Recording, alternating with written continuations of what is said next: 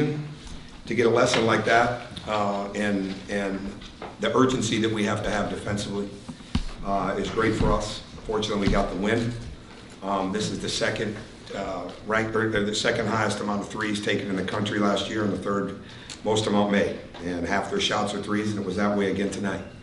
And we played fast. We did different transition drills to get ready for this type of game, but we've got to develop an urgency that we have to have when it comes to getting back defensively.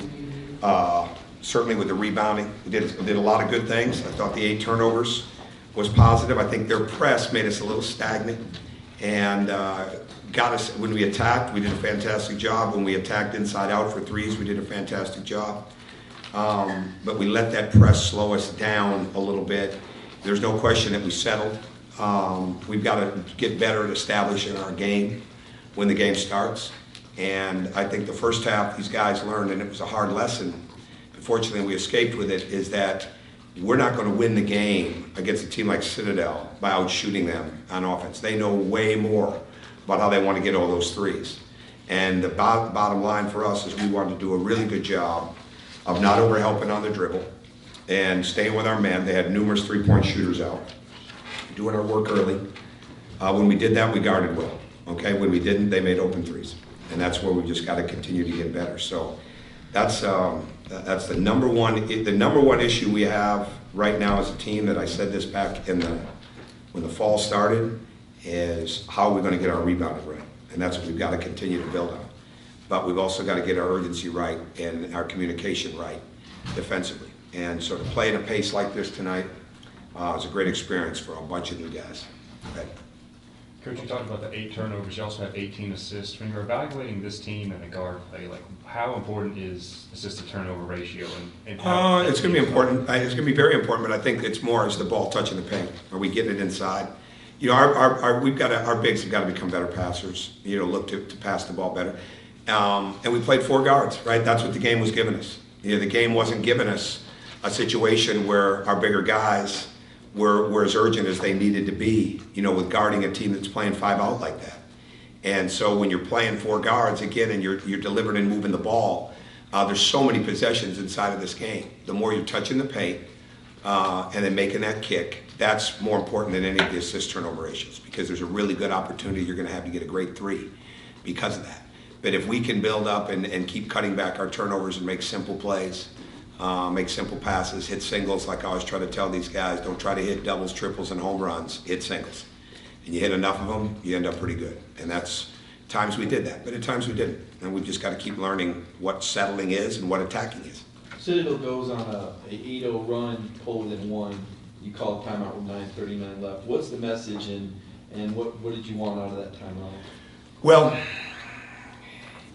we're going to be fine. Right, so you got to do it with a way that they buy it, right?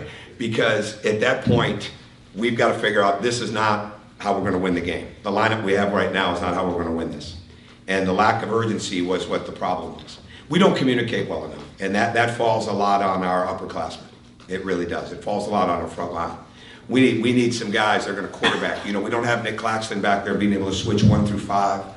You know, at 6'11 and a half with a 7'6" wingspan that can guard everybody. We don't have that right now. So what we've got to have, if that's not you've got to quarterback the defense. You've got to make sure you're doing your work early in the post. You've got to get up on shooters, right? You've got to be comfortable away from the floor. Nick probably wasn't that comfortable away from the floor a year ago right now.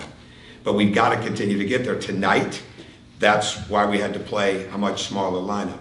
But really it became, and I think, if I'm not mistaken, we made a mistake coming out of that timeout, right?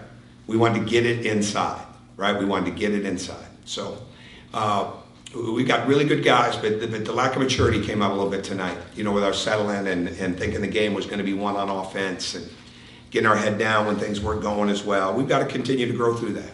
And we've just got to learn from it. The rebounds, you're obviously not a big team. Is it a product of your physical stature, or is it fundamentals and commitment? I don't know if it's fundamentals as much as commitment. I think that's what it's got to be, and I think what they're going to figure out is that's what's going to differentiate playing time. Okay, you want to play? Well, you're going to figure out how you're going to get on the court, right? And rebounding, defending, talking, running both ends. Every time we got out and ran on that break or against the press tonight, something good happened for us, even if we didn't make the shot. But we're not physically aggressive enough yet. We're not urgent enough on the glass yet. We haven't been, and we've got to be that way on both ends of the court. But when you're going to play smaller, okay, you may not get the offensive rebounds when you're playing smaller, but you've got to get the defensive rebounds. And I tell them I want to stop the shot, okay, and see a team picture of 5 guys in somewhere in that paint vicinity every time that shot goes up. I won't be watching it a long time tonight looking for that picture because it wasn't there like that. And that's where we got to get better. You know, we're not a team that is going to have a guy. You know, Ray Sean's capable of it, but we got to start doing it. Okay, Ray doesn't grade out high enough at all on where he should be as a rebounder for his size and age. All right, really none of our bigger guys do yet. It's early, but they've got to grade out even that much higher. But everybody, if we're gonna shore up and be able to compete, we've got to have a team defensive rebounding mindset with 5 guys being in that paint vicinity to board it. Who did you see as the leaders in tonight's game? I'm sorry? Who did you see as the leaders in tonight's game if it wasn't the upperclassmen?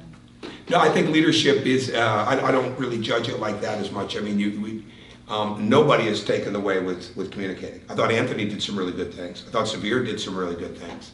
I thought Tyree rebounded when he wasn't worrying about missing shots, which we just can't have him be like that, right? I mean, he's got to continue to be locked in. I thought Donnell tried and showed some.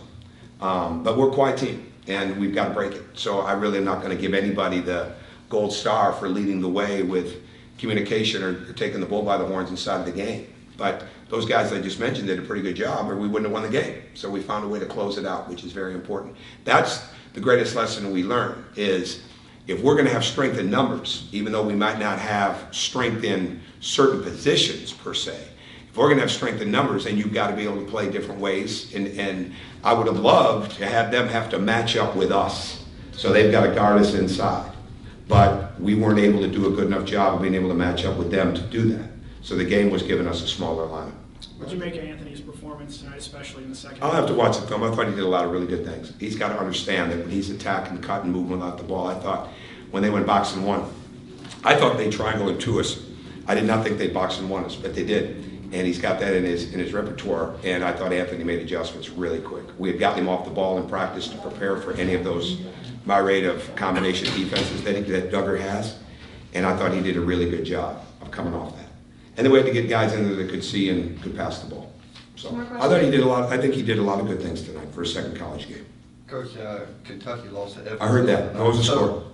I don't know. 67, 65 or something like that. I got an assistant on that Evansville staff. He was on my staff when we beat Kentucky and Indiana back in 2011.